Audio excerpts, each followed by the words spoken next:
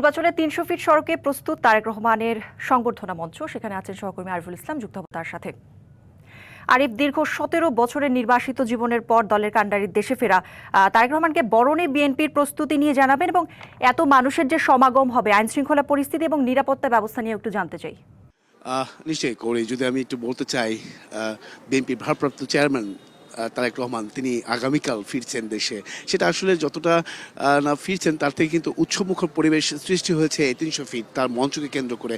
আমি একটু যদি মঞ্চটাকে দেখাতে চাই, সেই মঞ্চের কাজ পুরোপুরি প্রায় শেষ পর্যায়ে কাজ চলমান রয়েছে। তারা কিন্তু দিনরাত কাজ করে যাচ্ছেন এই মঞ্চ শেষ করতে হবে নির্ধারিত সময়ে। এমনকি আমি যেটা দেখতে পাচ্ছি যে এইখানে এই ৩০০ ফিটের ঠিক তার আগ মুহূর্তে প্রস্তুত হওয়ার আগ মুহূর্ত বা তার যে ফেরা, দেশে ফেরা, সেই দেশে ফেরাকে কেন্দ্র করে দেশের বিভিন্ন প্রান্ত থেকে তৃণমূল পর্যায়ে নেতৃবৃন্দরা বা নেতাকর্মীরা অনেক আগে ভাগে এসেছেন যাতে করে সামনের সারিতে তারা থাকতে পারেন। এই শীতকে উপেক্ষা করে তো এখানে রাত্রি যাপন করছেন কেউ কেউ, আবার কেউ কেউ আসছেন, দেখে যাচ্ছেন সেই মঞ্চটাকে, সে তার প্রাণের প্রিয় নেতাকে দেখার জন্য, একবার দেখার জন্য তারা কিন্তু আগেভাগে এখানে উপস্থিত রয়েছেন। আপনি জানেন যে নির্বাসিত জীবন প্রায় ১৭ বছর তিনি শেষ করে ফিরছেন আগামীকাল। সেই প্রতীক্ষিত, সেই আকাঙ্ক্ষিত, সেই অপেক্ষা যেন আসলে সইছে না কারোর মধ্যেই। আমি একটু যদি বলতে চাই যে নিরাপত্তা ব্যবস্থা, হ্যাঁ, নিরাপত্তা ব্যবস্থা ব্যাপকভাবে জোরদার করা হয়েছে। যতই সময় গণিয়ে আসছে ততই কিন্তু নিরাপত্তা শৃঙ্খলা বাহিনীর পরিস্থিতিটা কিন্তু আমরা দেখতে পাচ্ছি জোরসোর করেই আসলে তারা নিরাপত্তা ব্যবস্থা জোরদার কাজ করে যাচ্ছেন।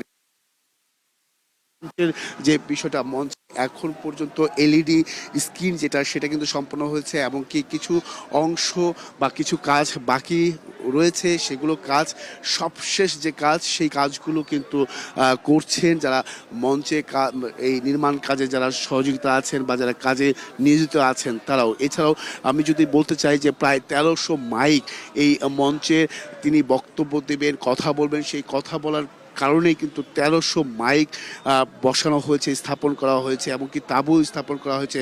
শুধুমাত্র মঞ্চে যে এলইডি স্ক্রিন বসানো হয়েছে তা কিন্তু নয়, মঞ্চের আশেপাশে এলইডি স্ক্রিনগুলো কিন্তু আমরা দেখতে পাচ্ছি যে আশেপাশে, যাতে করে সাধারণ মানুষ সহ দলমত নির্বিশেষে প্রত্যেকেই কিন্তু এইখানে এসে দেখে যাচ্ছেন সেই ঐতিহাসিক যে আগামী কাল যে দিনটা, সেই ঐতিহাসিককে বা দিনটাকে স্মরণীয় করে রাখতেই কিন্তু এই আয়োজন। সেই আয়োজনটা বলা যায় যে একেবারে উৎসব মুখর পরিবেশ সৃষ্টি হয়েছে প্রায় ৩০০ ফিট। এছাড়াও আমি যদি একটু বলতে চাই যে নিরাপত্তার বিষয়টা আপনি যেটা জানতে চেয়েছেন, নায়াসিনামাইড ও স্যালিসাইনিক সমৃদ্ধ লিলি ফেস ওয়াশ যা ফেসের ডেড স্কিন সেল দূর করে দেয় দ্বিগুণ ফাস্টার ব্রাইটেনিং। তারেক রহমানের নিরাপত্তার বিষয়টি মাথায় রেখে মঞ্চে কাজ তদারকি করছেন বিএনপি চেয়ারপারসনের সিকিউরিটি ফোর্সের স্পেশাল এসএসএফ সদস্যরা মঞ্চের অদূরে পুলিশের উপস্থিতি লক্ষ্য করা গেছে, এবং পাশাপাশি টহল দিতে দেখা গিয়েছে সেনাবাহিনীকেও। সেই বিষয়গুলো কিন্তু আমরা দেখতে পাচ্ছি। তবে এই মঞ্চের যেটা হচ্ছে ৪৮ ফিট বাই ৩৬ ফিটের যে মঞ্চটা, সেই মঞ্চে দাঁড়িয়েই কিন্তু তিনি কিছুটা সময় থাকবেন। এর পরবর্তীতে মাকে দেখতে যাবেন এভাকের হাসপাতালে, পরবর্তীতে তিনি ফিরে যাওয়ার সম্ভাবনা রয়েছে। তো সবকিছু মিলে বলা যায় যে দেশের বিভিন্ন প্রান্ত থেকে যে নেতাকর্মীদের উৎসব মুখর পরিবেশের যে তৈরি হয়েছে, সেটা কিন্তু আসলে বেলা গড়ার সঙ্গে সঙ্গে সেই পরিমাণটা বা সেই সংখ্যাটা, নেতাকর্মীর সংখ্যাটা কিন্তু বৃদ্ধি পাবে বলে কিন্তু এখানে অনেকেই মনে করছেন। তো আসলে দেখা যাক, অপেক্ষা করতে হবে নেতাকর্মীদের উপস্থিতিটা কেমন হয়।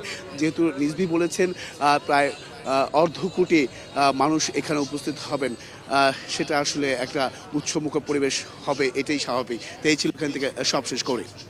আরিফ, ধন্যবাদ আপনাকে।